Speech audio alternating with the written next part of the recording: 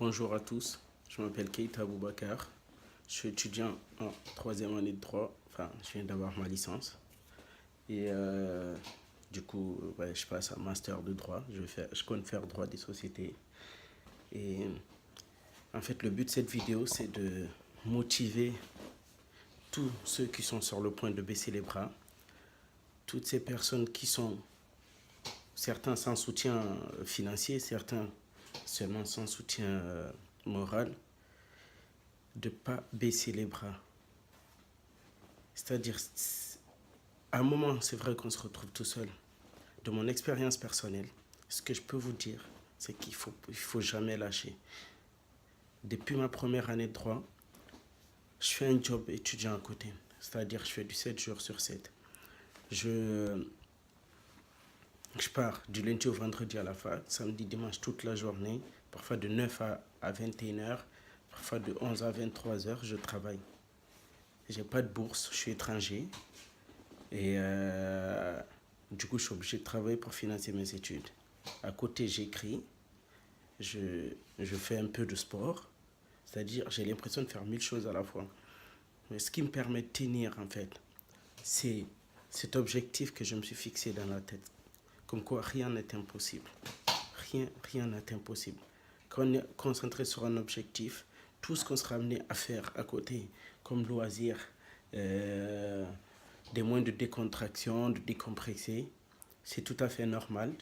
Parce qu'il ne faut pas s'empêcher de vivre. Et justement, il faut vivre, mais tout en ayant en tête l'objectif principal. Où vous allez, d'où vous venez. C'est quoi votre but? Qu'est-ce que vous voulez atteindre? Et les gens qu'il faut justement éloigner de vous, qu'il faut mettre de côté, qu'il faut balayer sur votre passage, c'est ces personnes-là qui n'arrêtent pas de vous répéter « Ah ouais, à mon avis, ça ne va pas le faire.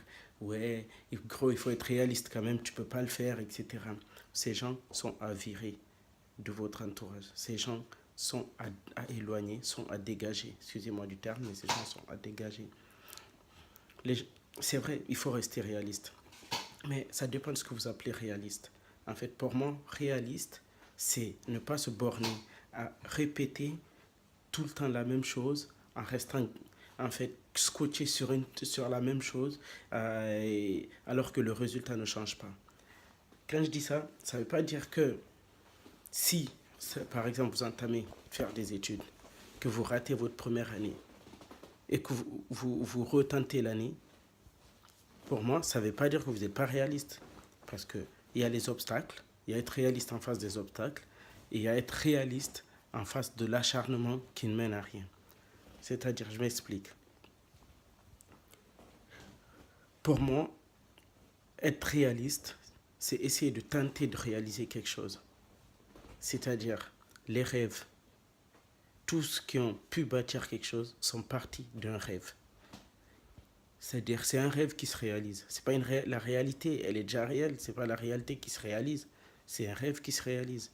Donc, si les gens trouvent que vous rêvez trop, dites-leur que justement, si vous rêvez trop, c'est parce que vous comptez réaliser vos rêves.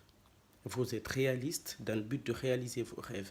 Alors, à quel moment vous serez réaliste d'arrêter de poursuivre quelque chose que vous avez entamé? C'est au moment où vous auriez épuisé toutes vos forces à vouloir réaliser la chose. Et attention, je ne parle pas là en fait de votre objectif principal. Parce que sur le chemin en fait de la réussite, sur le chemin de la réalisation de nos rêves principaux, on peut en fait être amené à prendre plusieurs petits chemins, faire plusieurs petits raccourcis. C'est sur l'un de ces petits raccourcis, si vous voyez que vous répétez la même chose et que ça ne marche pas, changez de raccourci, prenez un autre chemin, mais toujours gardez en tête votre objectif.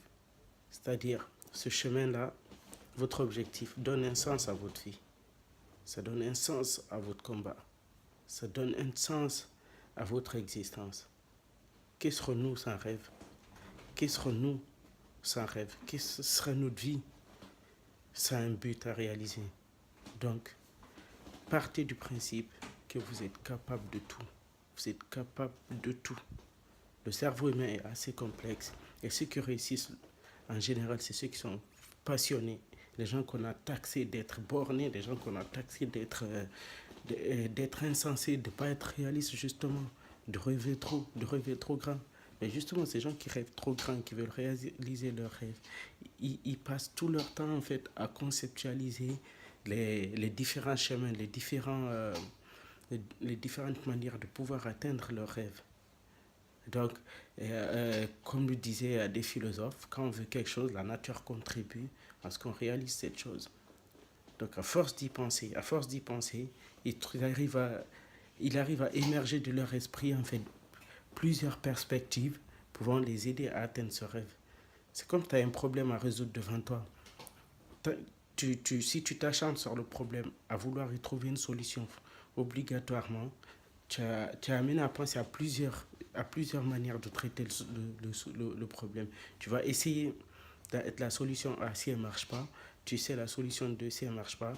À la fin, il y a une solution qui va finir par marcher. Ou au moins, tu auras essayé. Tu n'auras pas perdu ton temps, tu auras donné un sens à ta vie en essayant. Donc, poursuivez vos rêves. Pour les jeunes qui sont là, qui se sentent tout seuls, qui ont peur en fait de mettre en avant c'est leur rêve, de mettre en avant ce qui les passionne vraiment, parce qu'ils ont peur des regards des autres.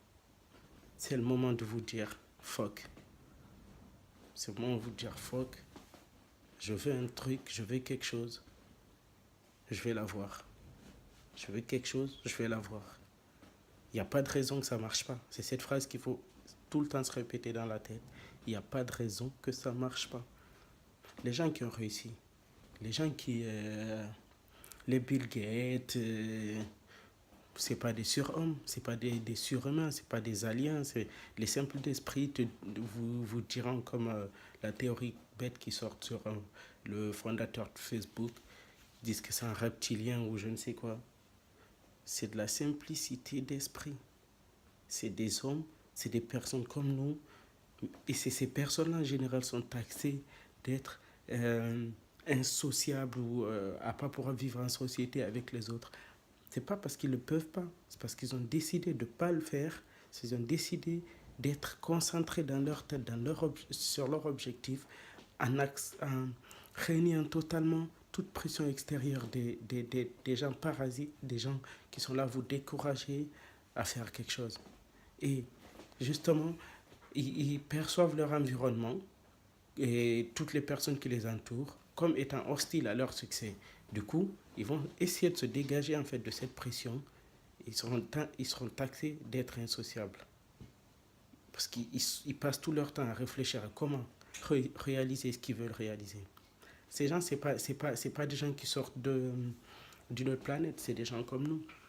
C'est des gens qui veulent quelque chose et qui veulent l'atteindre et qui nous ont prouvé à nous, en tout cas ceux qui sont optimistes, c'est des gens comme moi qui, dans leur tête, c'est qu'on est capable de tout. C'est des gens, moi, qui m'ont prouvé que on mesure pas en fait la potentialité de notre cerveau, de tout ce qu'on peut faire, tout ce qu'on peut réaliser. Il n'y a rien qui est sorcier. Il n'y a rien qui est sorcier. Moi, quand je faisais mes études, les gens ils me croisaient partout, en boîte. Je sortais, je buvais, je faisais tout ce que j'avais à faire. Et on avait l'impression que je vivais dehors, en fait. J'ai croisé des gens, je leur ai dit, ouais, je suis en fac de droit et tout, etc. Et ils rigolaient, ils me disaient, non, c'est pas possible, en fait. Toute l'année, on te voit là, tu fais la fête et tout. Mais comment tu arrives à faire 1000 choses en même temps? Et non, parce que dans ma tête, j'ai pu organiser ces 1000 choses dans ma tête. Dans ma tête, je me dis, chaque chose a son temps. Dans une journée, j'ai 24 heures.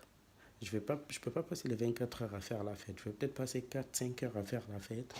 Et je peux trouver 5 heures de temps pour dormir.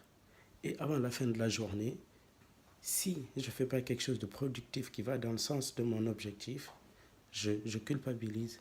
Et je me dis, j'ai perdu la journée. Donc, dans la même journée, ma vie, elle est pimentée. Je fais ça, je fais la fête, je dors, je joue, je fais du sport. Et avant de dormir, je renvoie mon objectif dans ma tête.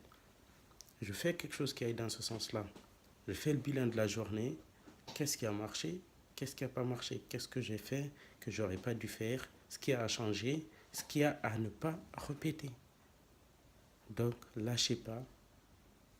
soyez bornés s'il le faut, mais avancez. Faites en sorte de réaliser vos rêves. Vous arrêtez pour personne. Quand vous réussirez, vous en discuterez, mais laissez rien ni personne se mettre à travers de votre route. Ne laissez personne avoir ce mérite de venir bousiller ou perturber votre avancement, votre ligne. Ne donnez cette chance à personne d'empiéter sur vos objectifs, sur la réalisation de vos rêves, sur votre avancement, sur votre développement personnel. N'ayez pas peur des critiques, n'ayez pas peur de ce qu'ils peuvent dire ou penser, ce n'est pas votre problème. Votre problème aujourd'hui, comme on dit, on est dans un monde de capitalistes, etc. Certains vont me taxer d'égoïste, mais je m'en fous. Je pense à moi avant, je vous aime tous, il n'y a pas de problème. Mais quand je réussis, je pense qu'on se retrouvera autour d'un café, autour d'un dîner, on en rigolera en fait. À ce moment-là, ces gens qui voulaient te bloquer oublieront tout ce que tu leur as fait dans le passé ou le fait que tu n'es pas calculé, qu'ils essaient de te rabaisser ou te décourager. Tu comprendras que tu as bien fait de mettre de côté ces jugements pour avancer. Vous en rigolerez plus tard. Donc, mon frère, ma soeur, toi qui te sens tout seul ou toute seule, toi que la vie veut briser ses rêves, toi qui arrives à un moment où tu commences à plus croire en grand chose, regarde derrière toi, regarde ce que tu as accompli. Regarde devant toi, regarde ce que tu veux accomplir. Dis-toi que tu es toujours au milieu, quelles que soient tes galères, quelles que soient ta joie de vivre ou ton envie de faire la tête. On est toujours au milieu, en fait. On n'est jamais la personne à être le plus dans la merde. On n'est jamais à être le plus heureux. Donc, prends conscience de ta situation. Visualise ton avenir. Visualise ton futur. Fais un calcul. Dis-toi, dans 10 ans, je me vois où? Dans 10 ans, je me vois cadre dans une entreprise. Ok. Et pour être cadre dans une entreprise, qu'est-ce qu'il faut? Il faut faire des études de management, il faut faire des études de quoi? Ok, pour faire des études de management, il me faut peut-être 5 000 euros. Ah, j'ai pas les 5 000 euros. Et qui peut me donner les 5 000 euros? Ah, il faut peut-être que je travaille pour les 5 000 euros. Ok, je vais travailler, mettre 5 000 euros de côté, financer mes études de management. Même si ça prend 2 ans, c'est pas grave. J'ai mon objectif en tête. Le fait de travailler, à mettre les sous de côté, en ayant mon objectif en tête, ça donne un sens à ma vie. Je ne perds pas mon temps, j'ai une ligne à suivre. Après, je fais mes études, j'essaie d'avancer. Vous ne perdez rien en fait en agissant ainsi. Vous êtes dans votre lancée, dans la lignée de ce que vous voulez réaliser. Donc je vous encourage. Si demain tu te réveilles le matin, ton rêve c'est d'aller marcher sur la lune ou sur le soleil, ben, note sur une feuille, je vais marcher sur le soleil. Et commence à penser, à réfléchir à comment marcher sur le soleil. Est-ce que vous me suivez jusque-là? Je vous encourage, lâchez rien. Comme on dit, pour les croyants, Dieu est avec nous. Pour ceux qui ne sont pas croyants, soyez nous-mêmes avec nous. Merci. Bon courage.